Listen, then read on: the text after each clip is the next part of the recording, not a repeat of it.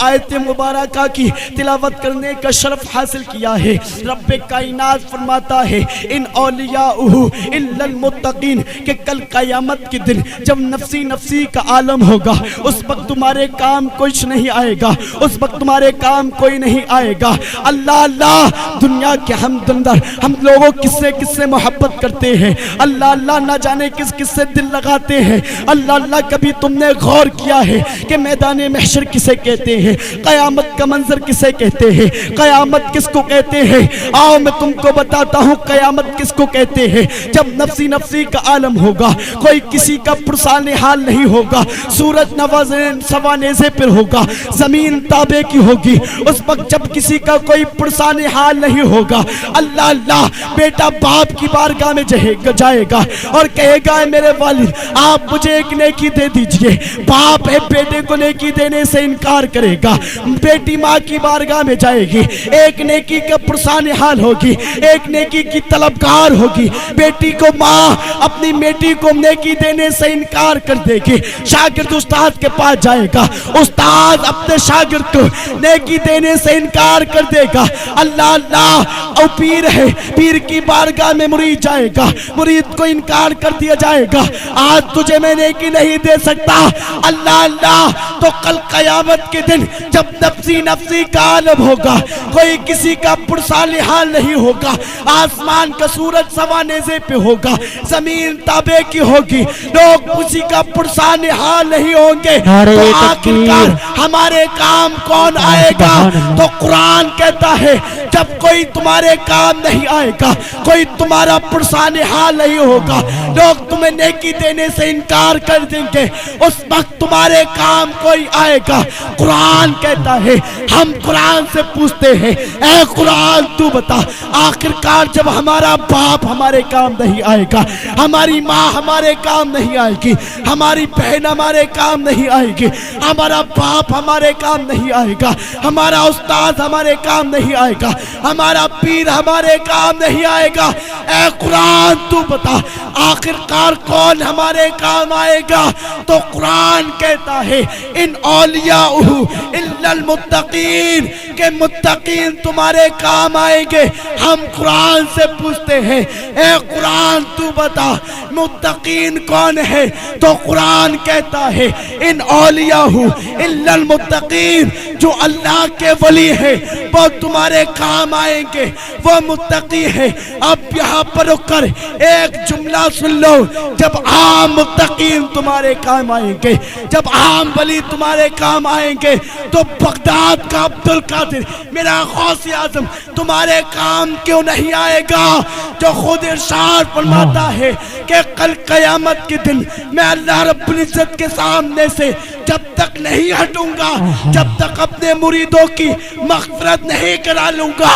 میرا امام کہتا ہے واہ کیا مرتبہ اے غوث ہے بالا تیرا اونچے اونچوں کے سروں سے۔ واہ نعرہ تکبیر، نعرہ تکبیر، نعرہ رسالت، سبحان اللہ سبحان اللہ۔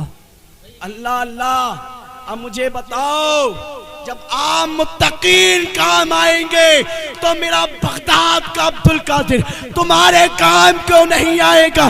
جو ممبر بغداد پہ بیٹھ کر اعلان کرتا ہے میرا قدم تمام اولیاء کی گردنوں پر ہے، جس کے خطاب کو سن کر تمام اولیاء اپنی گردنوں کو جھکا دے، اور جب تک میرے عبدالقادر کو جب تک میرے عبدالقادر کو قدم نہ رکھ لے اس وقت تک کوئی ولی کامل نہیں ہوتا ہے۔ میرا امام کہتا ہے جو ولی قبل تھے یا بعد ہوئے یا ہوں گے سب ادب رکھتے ہیں دل میں۔ بے شک سبحان اللہ۔ اللہ اللہ اب بات یہاں تک محدود نہیں رہتی ہے، جب بات آگے چلتی ہے تو میرا امام پکار کر کہتا ہے کہ بندہ قادر کا بھی قادر بھی ہے عبدالقادر، سر باطن بھی ہے، ظاہر بھی ہے عبدالقادر، مفتی شرع بھی ہے، قاضی ملت بھی ہے، علم اسرار سے ماہر بھی ہے عبدالقادر۔ سبحان اللہ سبحان اللہ۔ بے شک اللہ اللہ میرا غوث اعظم کوئی ایک خانقاہ میں بیٹھنے والا صرف عالم کا نام نہیں ہے، بلکہ شریعت کا مفتی بھی ہے اور قوم کا قاضی بھی ہے۔ اللہ اللہ، اور غوث اعظم کا جشن منا رہے ہیں، غوث اعظم کا میلاد منا رہے ہیں، غوث اعظم کے تصرفات و اختیارات کو، کمالات کو بیان کر رہے ہیں۔ اللہ اللہ، میرا عبد القادر ہے تو بغداد میں، لیکن بغداد میں رہنے کے باوجود بھی ہم لوگوں کو دیکھ کیسے رہا ہے، تو خود کہتا ہے نظرت الی بلاد اللہ جمعاً کخردلۃ علی حکم اتصالی، میں اللہ کے تمام شہروں کو اس طریقے سے دیکھتا ہوں جیسے ہتھیلی پہ رائی کا دانہ۔ سبحان اللہ سبحان اللہ۔ یہ میرے عبد القادر کی شان ہے، عبد القادر کا مقام ہے، عبد القادر کی بلندی ہے۔ رہ تو بغداد میں رہا ہے لیکن ساری کائنات کو دیکھ رہا ہے۔ اور قادریوں خوش ہو جاؤ، میرے عبد القادر صرف دیکھ نہیں رہا ہے بلکہ نظام قدرت کو کیسے چلاتا ہے، تو کہتا ہے بلاد اللہ ملکی تحت حکمی ببختی قبل قدبی کا سفالی، اللہ رب العزت کے تمام شہر میرے دست قدرت میں ہے، میں جس طریقے سے چاہوں اللہ رب العزت کی نظام قدرت کو چلاؤں۔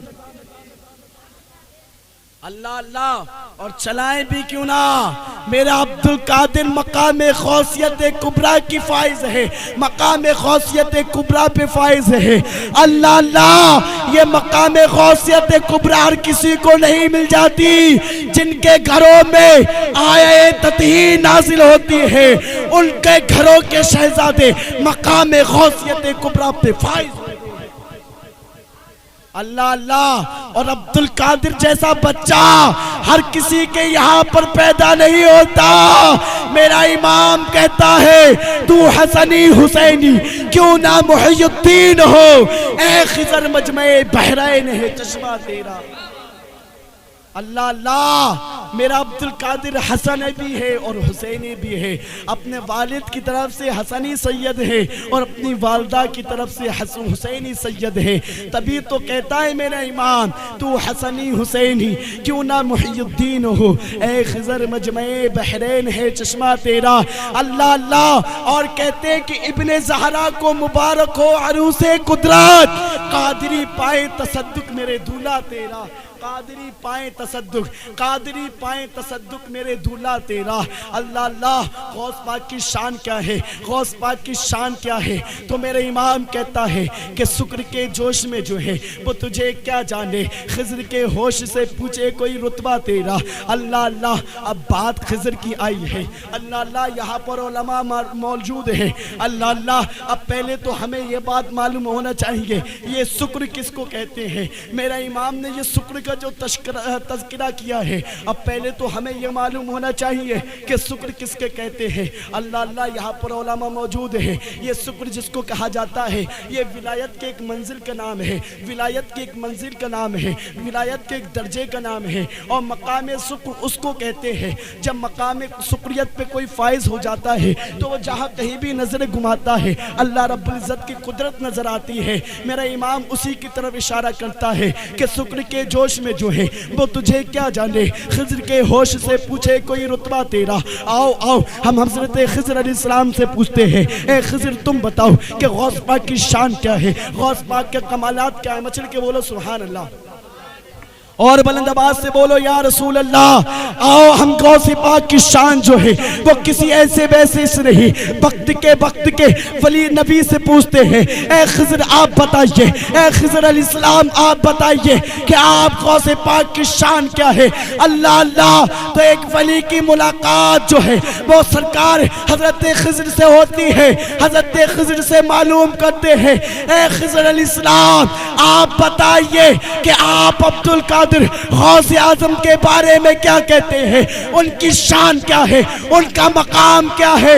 تو سنو، حضرت خضر کہتے ہیں اللہ پاک نے جو حضرت غوث پاک کو کمالات و اختیارات عطا کیے گئے ہیں، عطا کیے ہیں، تو نہ تو غوث پاک سے پہلے والوں کو عطا کیے گئے تھے اور نہ تو غوث پاک کے اس پہل بعد والوں کو عطا کیے جائیں گے۔ اللہ اللہ، اور کل قیامت تک اور قلب قیامت تک جب تک حضرت مہدی نہیں آ جاتے مقام غوث قربرا پر اگر کوئی فائز ہے تو وہ کوئی اور نہیں، وہ بغداد کا عبد القادر میرا اے سبحان اللہ سبحان اللہ، بے شک سبحان اللہ۔ اللہ یہ غوث پاک کی شان ہے، غوث پاک کا کمال ہے، غوث پاک کی اختیارات ہیں، غوث پاک کے تصرفات ہیں۔ اللہ اللہ غوث پاک کی شان کیا ہے، غوث پاک کے کم غوث پاک کی شان کیا ہے۔ اللہ اللہ ابھی میرا عبد القادر 6 مہینے کا ہے، میرا عبد القادر غوث اعظم 6 مہینے کا ہے، لیکن غوث اعظم کی شان پوچھنا ہو تو وہ کسی ایسے ویسے سے نہیں۔ چلو غوث اعظم کی ماں کی بارگاہ میں چلتے ہیں، غوث اعظم کی والدہ کی بارگاہ میں چلتے ہیں، آؤ غوث اعظم سے پوچھتے ہیں، آؤ غوث اعظم کی والدہ سے پوچھتے ہیں، اے والدہ، اے غوث اعظم کی والدہ، آپ بتائیے کہ سرکار غوث پاک کی شان کیا ہے۔ اللہ اللہ غوث پاک کی ماں بیان کرتی ہے، ابھی میرا عبد القادر 6 مہینے کا ہے، ابھی میرا عبد القادر 6 مہینے کا ہے، عبد القادر ابھی دودھ پیتا ہے۔ اللہ اللہ غوث اعظم کہتی ہے کہ عبد القادر میری گود میں ہے۔ اللہ اللہ اور آسمانوں پہ اتنی لنگی چھلانگ لگاتا ہے کہ عبد القادر جو ہے میں دیکھتے دیکھتے تھک جاتی ہوں۔ عبد القادر جو ہوتا ہے آسمانوں میں گم ہو جاتا ہے، اور آسمانوں میں گم نہیں ہوتا، میرا عبد القادر آسمان کے سورج میں گم ہو جاتا ہے۔ اب غوث پاک بڑے ہو گئے ہیں، اب غوث پاک سے پوچھتے ہیں، اے غوث پاک آپ بتائیے جب آپ بچپن کی حالت میں تھے تو ماں کی گود میں اتنی لمبی چھلانگ لگاتے تھے، آسمان کے سورج میں گم ہو جاتے تھے، اب آپ جوان ہو گئے ہیں تو آپ کی شان کا عالم کیا ہے؟ تو غوث پاک جواب دیتے ہیں، اے میرے مرید سن، جب میں چھوٹا تھا تو آسمان کے چاند میں گم ہو جاتا تھا، آسمان کے سورج میں گم ہو جاتا تھا۔ اے میرے مرید سن، اب جب میں بڑا ہو گیا ہوں تو میں آسمان کے سورج میں نہیں جاتا، بلکہ جب تک سورج میری بارگاہ میں سلام عرض نہیں کر دیتا، جب تک طلوع نہیں۔ غوث پاک کہتے ہیں تمرو وطن قدی اللہ تعالی، جب تک میں اپنی بارگاہ سے اسے اجازت نہیں دے دیتا، جب تک وہ آسمان کے سورج پہ، جب تک وہ آسمان میں جو ہے طلوع نہیں ہوتا۔ اللہ اللہ غوث پاک کہتے ہیں یہ آسمان کا سورج، یہ آسمان کا چاند، یہ دن و رات جب تک میری بارگاہ میں سلام نہیں دے دیتے، جب تک یہ دن و رات طلوع نہیں ہوتے ہیں، یہ لیل و نہار وجود میں نہیں آتے ہیں، یہ لوگوں کے درمیان نہیں آتے ہیں۔ اللہ اللہ یہ آسمان کا سورج یہ جو طلوع ہو رہا ہے یہ طلوع بعد میں ہوتا ہے۔ غوث اعظم کی بارگاہ میں سلام پہلے